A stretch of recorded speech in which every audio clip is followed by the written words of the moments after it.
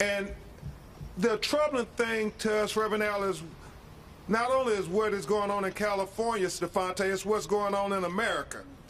When you think about, there seems to be district attorneys that believe there are two forms of justice in America.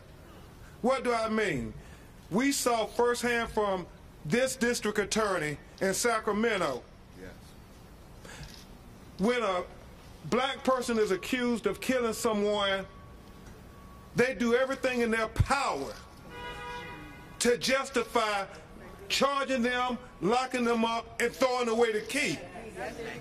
But when a police officer kills somebody unarmed in our community, they seem to do everything in their power to exonerate the police officer for being indicted for killing our people. And when I say our people, I'm talking about unarmed people. We think in America, when you consider the Waffle House killer, young white man, confirmed killer of 4 people, run into the forest, the police following him into the woods, and they all come out alive.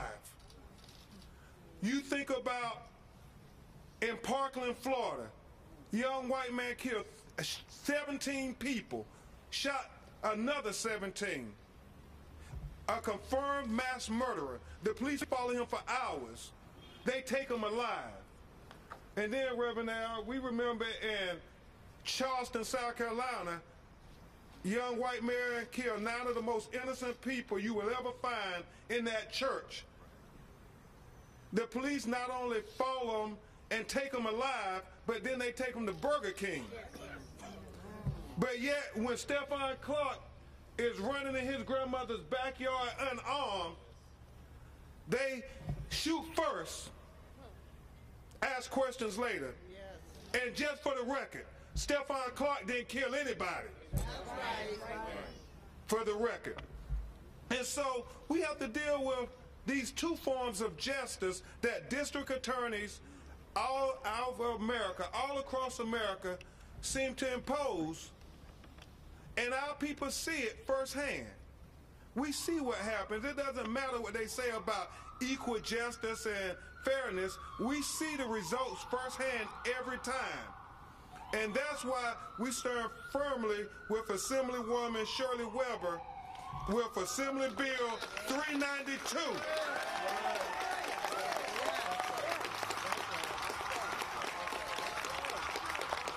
What many have deemed the Stephon Clark law. Sequet, that proposed legislation speaks to trying to direct police officers to use deadly force only when necessary, versus this reasonable standard that seems to be always reasonable, to shoot unarmed people of color. And Stephon, we also want to encourage the California Assembly to strengthen Assembly Bill 1024, which states the law permits a grand jury to inquire into police-involved shootings. We want that to be changed to compel the district attorney to submit the circumstances of all involved police shootings to a grand jury. We're just asking for basic constitutional rights. Because at the end of the day, what we saw here in Sacramento was just unbelievable, Reverend Allen. I know we've done this for many years now, but I've never seen a district attorney try so desperately to justify an unjustifiable police shooting. I mean, we are used to them tearing out the old playbook and assassinate the character of our children after they assassinated the person. But you all witnessed it firsthand. It was taken to a whole different level when she broke into the cell phone of Stephon Clark without permission of it from his family and tried to use that to justify them murdering him, even though they knew nothing about Stephon Clark. this time last year when they executed him in his grandmother's backyard. And so it's so troubling on so many levels when you think of how they took this playbook to a whole different level, and this suggestion of suicide by cop. I mean, you all saw the video. They chased Stephon over 300 feet. If he was really trying to commit suicide by cop, he would have did it in the street. He would have charged at them in the street. But he chases them, they chase him 300 feet. He ran from them 300 feet to his grandmother's house. Yes. Which suggests, if you use common sense, he wasn't trying to commit suicide by cop. He was trying to get home. That's right. He was scared. So, if you believe, lastly, if you believe this narrative that the DA tries to offer, this asinine theory of suicide by cop,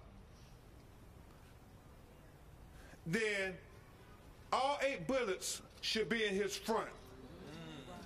However, we know the majority of the bullets hit Stephon in his back. I mean, if he was trying to commit suicide by cop, he shouldn't have 6 bullets to the back. That's right. But you didn't hear the DA talk much about that because that doesn't fit the narrative. And so that's why we're here, to set the record straight, to set the legacy for Stephon Clark, and to make sure that everybody hear our voice, that we stand with the family of Stephon Clark today, tomorrow, and forever. And now we will hear from the lady who has such a tough journey since last year this time. Every time she looks out of her back window, she sees the scene of the crime. His grandmother, Sequita, will address you. Yeah, please know that this is very emotional for her.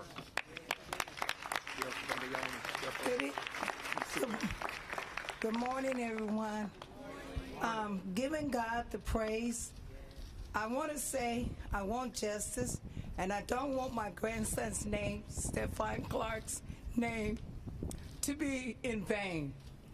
The DA is heartless. No respect for the family or herself. You know the officers does not have no remorse or no respect. Them 2 officers, they executed style, shooting him like he was nothing. People, please do not judge my grandson, for Sherbert's decision is to be that low to disgrace my Stephon Clark's name. Only God can judge us. God has intervened in this tragedy, and all the families that's been had people have been murdered, their sons, their daughters, their loved ones that has been killed in violence.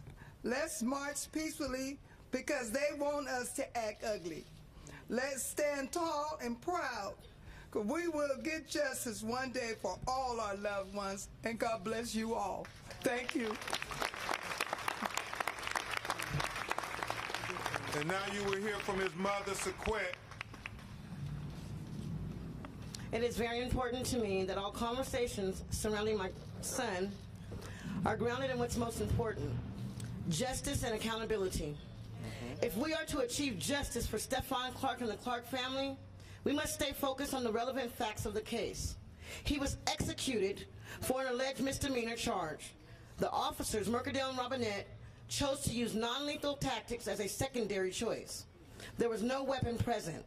My son could have survived the shooting had the first responding officers upheld their responsibility to the community and called emergency services immediately. They perceived him to be guilty of this misdemeanor crime and felt emboldened to be the judge, jury, and executioner in that moment. What's even more insulting are the choices of the DA, Anne Marie Schubert, immediately following my son's murder. Instead of giving him the opportunity to be held accountable for his alleged crime, the DA decided to put my son's character on trial after he was already dead. Yes. She was unnecessarily rude.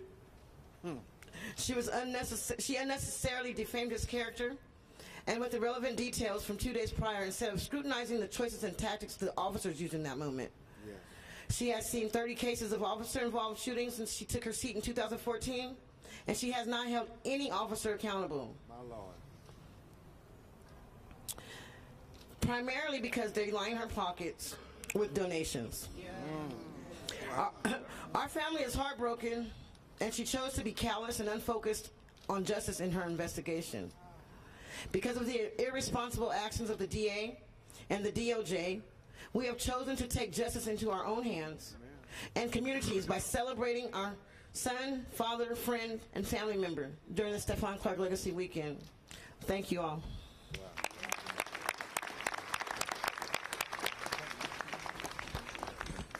And now you will hear from a young man who you've watched his evolution, unfortunately, play out in the media, having to lose his brother, his best friend, somebody who he grew up with, slept in the same bed with, and it was understandably very emotional at times. You all remember when Reverend Al preached the eulogy, Stephon was very emotional even then. But I am so very proud of this young man. I mean, his evolution and making his brother proud, looking down from heaven. So without further ado, I give you, measure you, accountable city board member, Commissioner Stephon Clark. Thank you, Ben. Thank you, family. Thank you, everybody supporting. Thank you, Rev, for coming out. Thank you all. So I'm going to focus more on Stephon and what he meant to me and our family and his legacy. We all know the officer screwed up. We all know the district attorney was wrong, and we all know the attorney general was wrong. On this day, I just want to share with you all who Stephon was to us. For me personally, he was truth. Stephon was power. He made a statement everywhere he went. He was a person who made sure his presence was felt with his larger-than-life spirit. He was the life of the party. He had his entire life ahead of him. I'd rather me than him. 1 year later, our hearts are still broken. Zoe, as family and friends would call him, was a friend that was considered more like a brother because he was so close to his friends. To many, he was somebody special, somebody they can call at 3 o'clock in the morning, 1 o'clock in the morning, whenever they needed him. Whenever they needed someone to talk to, they would call him, including me. He was a son, he was a nephew, a cousin, an uncle, but most importantly, he was a father. He had 2 sons to raise, 2 boys that would be growing up without a father. Stephon's legacy is not just legislative change and legacy weekends, but his legacy is change on all aspects. Stephon's legacy will provide peacekeepers throughout the community for de-escalation tactics and so forth.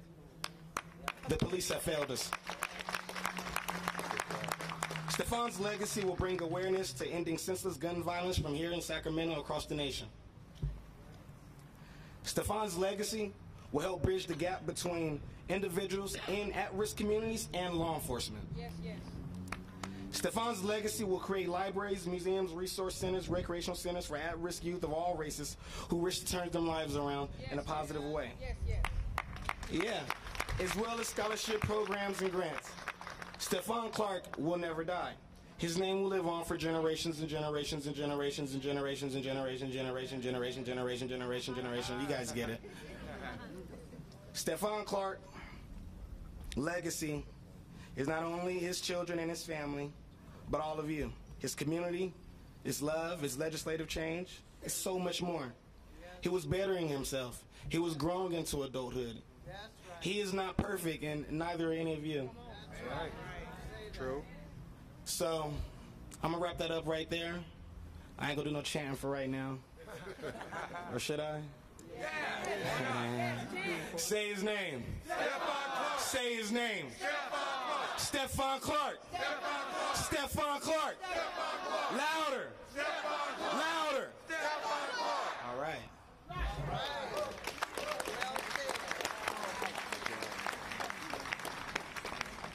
Before we bring our national civil rights leader, the president and founder of National Action Network and the host of MSNBC Politics Nation, we first want to bring up the local president of National Action Network, Reverend Takora Porter.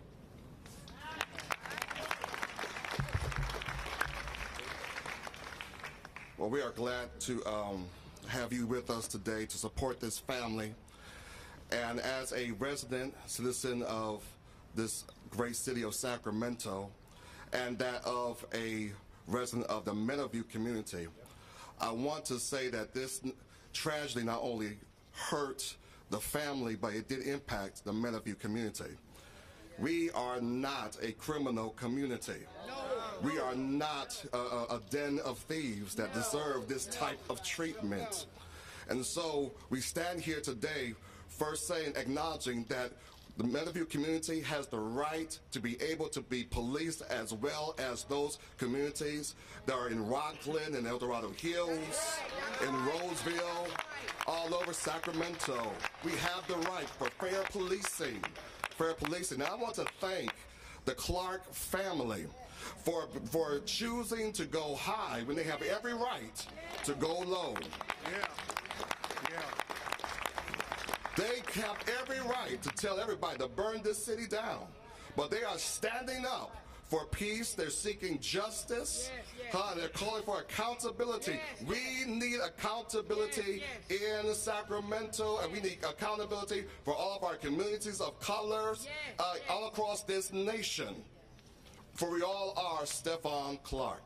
I am so proud to be able to work side by side with a legend who has been there for us throughout times, too many times to be spoken of. We all know him. He needs no introduction. He is none other than the president and founder of the National Action Network, the Reverend Al Sharpton. Hear him as he comes. Thank you, Reverend Porter. To the family of Stephon Clark, I had committed at the funeral that we would be with them all the way. This is my 4th trip since the funeral, and I've stayed in touch with the grandmother and the mother throughout the year, and I've stayed in touch with Cervantes even before he was a commissioner. Because I think that this case is a national disgrace.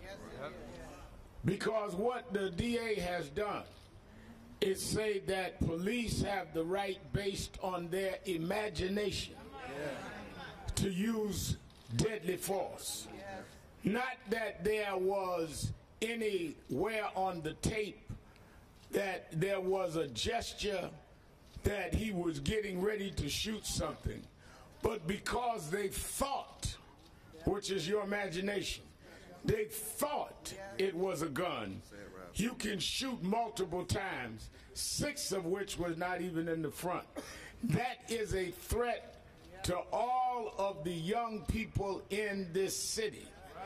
When you make a legal precedent that all a policeman has to do is say, I thought, and he becomes the judge and the jury and the executioner. The reason that we join in supporting Member Weber in Assembly Bill 392 and in Assembly Bill 1024 is, let me tell you, the outrage of a DA, and I fight things all over the country. I fight cases all over the country. The outrage that a DA would decide the fate of this case in the privacy of their office and not present it to a grand jury is a way that you avoid witnesses perjuring themselves. If there was a grand jury, they would have to testify under oath. And if their family could disprove what they testified to, then they could be hit with perjury. By not bringing it to a grand jury, we have no public record at all of what witnesses told the DA, who lied to the DA, who may have given information that appeared less than credible, because there is no sworn testimony in front of a grand jury, which is why these bills must pass. You cannot give the singular authority to a DA to decide on the fate of a case. This smells of Donald Trumpism, where they think that all the decisions lie in their hands. Over 30 cases with police, and she never prosecuted. Why are you afraid to go to the grand jury? Why are you afraid to make a record? Why are you afraid to not tell people what the witnesses said? What was the evidence that you heard that led to your decision? We can't even get the record because there is no grand jury record. This was made by them and them alone. Secondly, these policemen ought to be taken off the force by the district manager. Anybody that doesn't know the difference between a gun and a cell phone ought not still be on the force. And a lot of people are avoiding the issue that they're still on the force. And there's been no movement by the district manager to remove them. We've seen cases tried where police were acquitted, they had grand juries, but were acquitted of criminal charges but taken off the force. They're still there. And taxpayers, the family and others are paying their salaries. That's an insult to the people of this city. And to add insult to injury, to break into Stephon's phone and discredit him, put out his family business, to try and pit family members against each other, to play like he was the one that was the victimizer rather than the victim.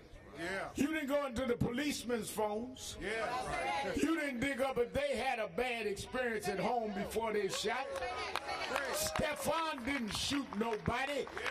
What was in the policeman's mind? Let's see what their text messages and their email. Maybe they were mad at somebody when they got there.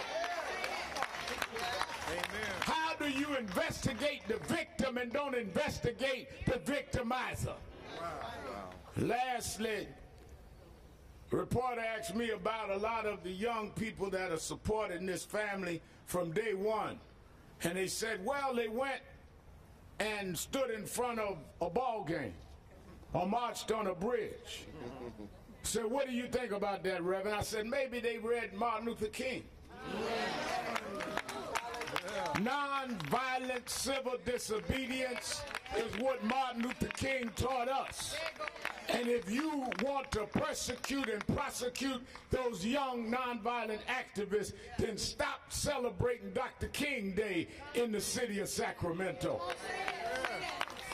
That's what the Freedom Riders did. You can't laud and applaud John Lewis and condemn young people that stood up against a murder in their city. Maybe they saw that Stephon could have been them. Maybe they saw that their privacy would be splattered all over the front page. To take this young man and dig him up and take his cell phone and scandalize him and not put any of it in front of a grand jury smacks of the most autocratic behavior that I've seen in my whole lifetime. At least the grand jury members, are they saying that you don't even trust the citizens of Sacramento to hear the evidence? They're saying, well, we're not going to give it to a grand jury because they may ask questions or they may decide different. You don't even trust your constituents. And that's why we're here, and we're going to keep coming. Yes, Stephon is right. The legacy is not going to be buried in some tampered cell phones. Yeah. The legacy is that young people are going to go to school in Stephon's name. The legacy is they're going to have a recreational center in Stephon's name. The legacy is we're going to pass legislation in Stephon's name. The legacy is that we won't stop fighting for justice in Stephon's name. The legacy is we're going to keep marching in Stephon's name. You might have killed him a year ago, but you can't kill the movement. We're going to stand together, young and old, and we're going to keep fighting. There is no distance too far. We're going to be here with this family.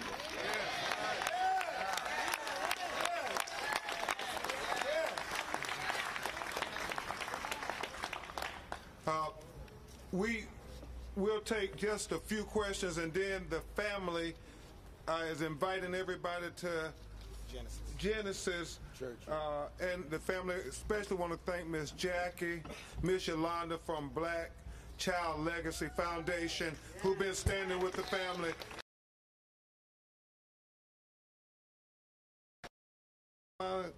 Curtis, I want y'all to come up. They're going to ask a few questions. I will say this. As you all know, we're going forward with the wrongful death lawsuit for Stephon Clark. But as Stephante, Sequette, his mother, his grandmother, everybody, family and non-family, is troubled with this precedence, Attorney Harris, of breaking into our people's cell phone. Invasion of privacy. When you kill them. So I know we're talking to the ACLU and others about addressing that issue legally as well, because we can't have that precedence. As Reverend Al said, they try to justify unjustifiable killings by going through every salacious detail in our life like they perfect. Yes. So with that, we'll try to answer some questions. What was the legislation number that you mentioned on the grand jury bill? Yes, ma'am. Spoken to the author about potentially amending it. Assemblywoman Weber, right, Attorney Harris is pushing forward 392. In 2017, AB 1024 was passed that said a grand jury has the right to inquire into police-involved shootings, and if, and this is important, if they don't indict, because Reverend Al, even though he's not a lawyer, he sounds like one, doesn't he? But if they don't indict, then all that testimony and all that record still must be made public, right, Reverend Porter. And so what we're asking to do as part of the legacy of Stephon Clark is to compel district attorneys in the state of California to present the circumstances involving all police shootings to the grand jury. And so that's what we're talking with Senator Weber, as well as Senator Bradford and others in the California Assembly to put forth. They've been very amenable to trying to work. Let me say also why that's important. In some states where grand juries have come back with decisions that we did not agree with, or family, we could go to the state attorney general or the feds with a record. When the attorney general in the state of California did not pick up this case, what record did he review? Yes, that's right. Based on what? And there was no record that they could present. There's no record you could give the Justice Department other than a conversation with the DA. That is something dangerous to put in the hands of the citizens of this city. And you know, the other thing we learned from Ferguson in the aftermath of Mike Brown's unjustifiable killing was when the DA, when the citizens hear the testimony from the grand jury, they have a right. They could come out and tell the public what they heard and what they did not believe the prosecutors were saying and doing. Well, we don't have that here. In fact, in Ferguson, Missouri, you all may recall Reverend Al, one of the grand jurors was so outraged at the weak case that the prosecutor put forward to try to exonerate those police officers that they filed a lawsuit against the district attorney. But because she didn't give it to any grand jury, none of your citizens will have the right to stand up and say, we listened to the testimony in the killing of Stephon Clark, and I object. We don't have that right because there was no grand jury. Yes. How you doing? This question is for Reverend Al. You were promoting Assembly Bill 392, which actually establishes the same legal standard that exists around the country, which says that a police officer, if they fear for their life, can actually murder someone. Only when necessary. Stephon Clark's case. And you also have been out Only when necessary. You've been out here with families for a few decades, correct? Telling them that they can get justice if they work within this system and try to work with the assemblies, try to get reforms. And how many times has this gone on and on? Well, in many cases, sir, we just had a conviction. Well, that's not true. We just had a conviction. Are you asking a question or making a speech? All right, then let me answer the question. I'm getting ready to answer it. You asked me when. Go to another question. Last week we got a conviction in Florida. Last week. Stephon. That's what he wants. That's what he wants. That's what he wants. That's what he wants. That's what he wants. Don't do that. No, against the Don't do that. I want to present you with an award, sir. Okay, good. Hold on. Well, he's not even a reporter. He is not a reporter. Are there any press people? First of all, last week in West Palm Beach, we got a conviction on Corey Jones. The people that choked and raped Abner Louima went to jail. There are those elements that are sent to be provocateurs. Because what he wants to do is suggest we should be up here advocating violence. And saying that we're putting out fires is to say that we're advocating violence. These young folk are not about violence. Nobody's telling them to not go out and do it. In fact, I commended them. So obviously he's a provocateur. Check to see whether or not he got something to do with Russian hackers trying to use our movement to direct us another way. All right, one last question. Yes, sir. So we've heard a lot about potential legislation that could change the use of police force policy. I'm just wondering if you think that the problem is within state law or if the problem is with some pervasive inherent racism in different district attorney's offices, because in that case, is a change in the law really going to it? Well, I'll start first, and I'll certainly ask Reverend Al or any of the family members to chime in. As I started, in Black America, we believe there are two forms of justice that district attorneys impose in America. When we are accused of a crime, they do everything to lock us up and throw away the key. When somebody is accused of a crime against us, they do everything in their power, like breaking into cell phones to try to justify it.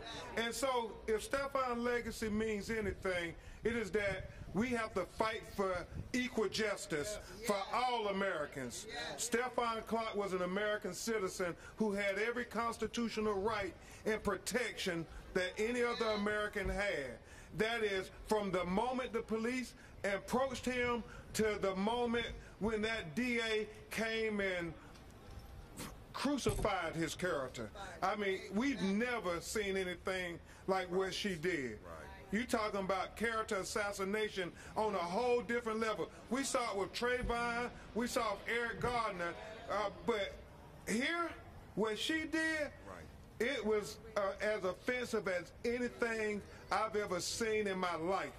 And you all heard the statement she made, so we think it's a local problem, but it's a national problem in America. No question about it.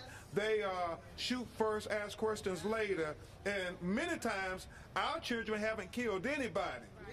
But when you have young white people who are confirmed mass murderers, they give them all the benefit of consideration, all the benefit of the doubt. But yet, us, they shoot first, and then they ask questions later. Rev, you want to say anything to that? Okay. Thank you, Nancy. Last one, then we got to wrap it up. If AB 392 was already the law, what do you think would have happened with the officers who shot Stephon Clark? I think that they would have to have established that there was no alternative but to use deadly force. And it would have probably, with 1024, gone in front of a grand jury, and the questioning and the way they would have had to respond, the bar would have been a lot higher, because they would have had to say there was no other option, rather than we just had a fleeting thought and started shooting. So it would really raise the bar on what is required to justify a shooting. And Reverend Porter is going to tell where the family is going to celebrate the legacy in a healing process for Stephon. That's right. We are happy to host the remembrance commemoration for Stephon Clark at the Genesis Church at 2801 Meadowview Road, Sacramento, California. That's the community, Stephon. That's where you want to be there. Meet us there. Reverend Sharpton will be speaking. Crump will be speaking. The family from here, and we a celebration of the life and legacy of Stephon Clark. Thank you. Thank you.